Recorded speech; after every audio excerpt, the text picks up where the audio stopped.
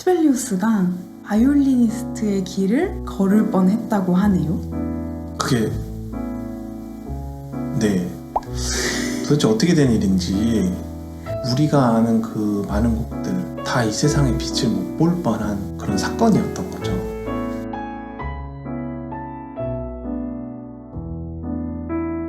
안녕하세요. 음악 읽어주는 부부 작곡가 이용범, 첼리스트 황규빈입니다.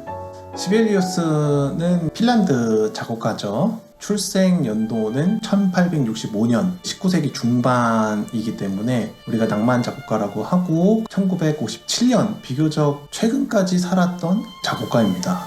근데 현대 음악이 태동하는 20세기 이제 초중반 그 즈음에 더 이상 이제 음악 어법적으로 그 시대의 어떤 조류를 따라가지 않고 그대로 머물렀죠.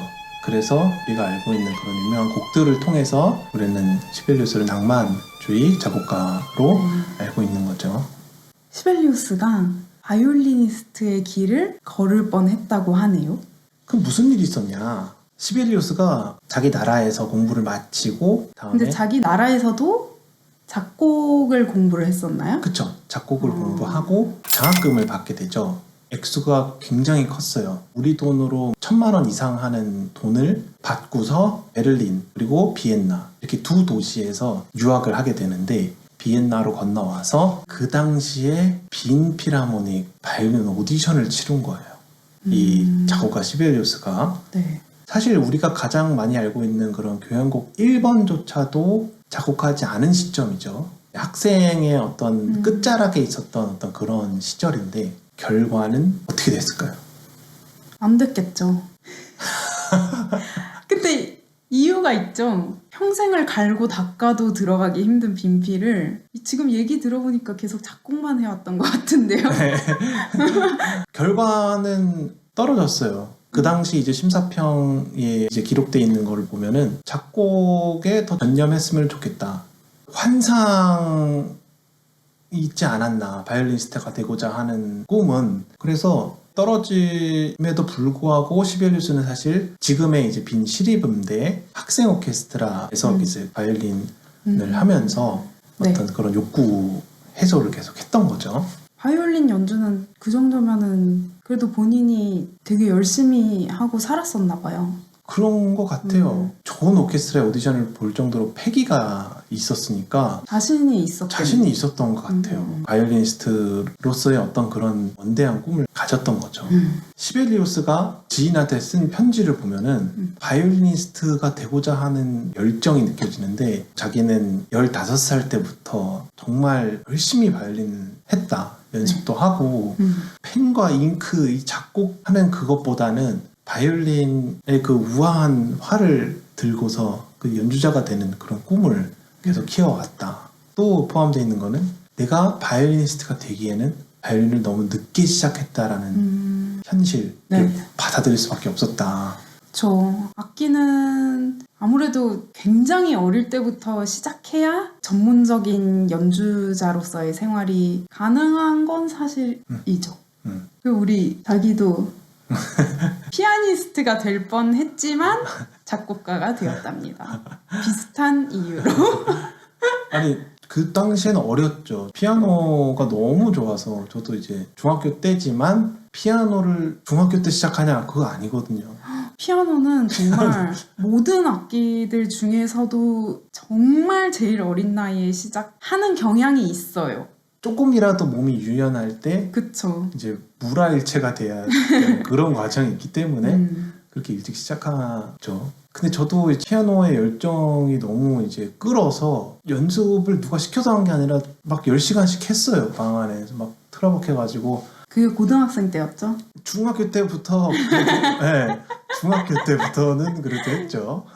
몸이 이미 굳었어요. 왼손 막 안 움직이고 3번, 4번 손가락은 그냥 하나로 돼 있고 진짜 분리가 안 돼. 점점 이제 피아노랑 이제 헤어지는 그런 길을 걸었죠. 그 작곡을 하는 사람들을 봤을 때 이제 클래식 쪽에서는 악기로 시작을 하는 그런 사람들이 또 많아요. 악기를 이제 열렬하게 몰입을 하다가 작곡가의 길로 이제 가게 되는 그런 경우가 많은 것 같더라고요. 예를 들어서 그 비율로 치면은 첼리스트가 되려고 하는데 바꿔가지고 피아니스트가 된다. 이런 경우는 진짜 거의 빵에 가깝죠. 가능하지가 않. 네. 근데 이제 가능하지가 않은데. 작곡은 악기를 충분히 하다가도 조금 늦은 나이에 음악 이론, 화성, 대위, 오케스트레이션 이런 걸 배우면서 작곡의 길로 접어드는 사람들이 아무래도 많은 것 같아요. 머리로 하는 그쵸, 예술이다 보니까. 그쵸. 그러니까 몸에 지장을 많이 안 받다 보니까 시벨리우스도 그 당시에 그런 케이스였던 거죠. 악기를 너무 하고 싶었지만 네. 몸이 이제 안 따라주기 때문에. 근데 제일 큰 건 아무래도 나는 작곡가가 더 맞아. 이게 제일 중요했겠죠. 그러니까 작곡가의 성향과 작곡가로서의 재능이 훨씬 많았겠죠. 그러니까 할 수 있는 거죠. 맞아요. 근데 시벨리우스가 공교롭게도 빈필하모닉 오디션을 떨어진 해에 오케스트라 곡을 쓰기 시작하는데 시벨리우스는 그 전까지는 이제 실내악 위주로 쓰다가 처음으로 이제 오케스트라 곡을 이제 써보기 시작한 거예요. 자기 작품으로. 그래서 이제 그 당시에 빈 시리음대에 시벨리우스가 레슨을 받으러 갔어요. 그러니까 그것도 사실 등록 기간을 놓쳐가지고 이제 정규 수업은 못 받고 교수님들이랑 컨택을 해가지고 개인 레슨 받으러 간 거죠. 그래서 이제 로베르트 훅스라는 그 당시 이제 빈 시리음대에서 교수를 하고 있던 오스트리아 작곡가한테 이제 그 작곡을 배우게 되는데 오케스트라 곡을 써서 갔는데 이 선생님이 엄청난 혹평을 하는 거예요. 그리고 나서 이제 새로 작업을 해서 시작 부분을 만든 그 교향곡이 바로 쿨레르보 교향곡이에요. 쿨레르보 교향곡.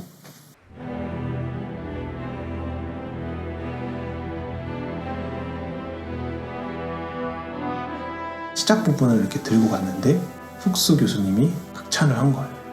이거는 훌륭하다. 대단하다. 이거는 계속 써라. 좋다.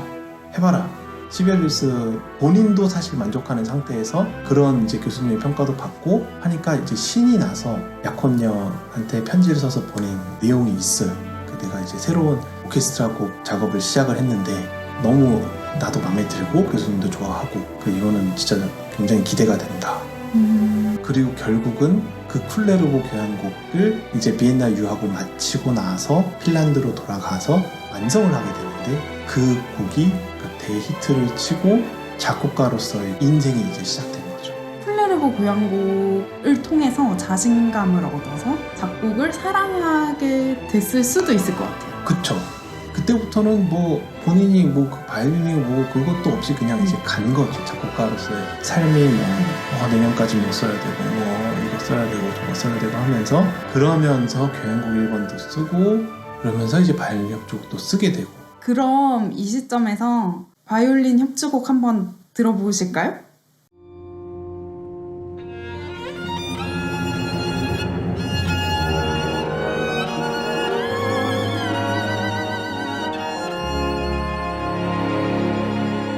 (12년이) 이제 지나고 1904년에 우리가 아는 불후의 명작 바이올린 협주곡이 탄생하게 된 겁니다. 바이올리니스트가 되고 싶었을 정도로 예정하는 악기를 협주곡으로 쓴다는 게 의미가 남달랐을 것 같은 생각이 드네요.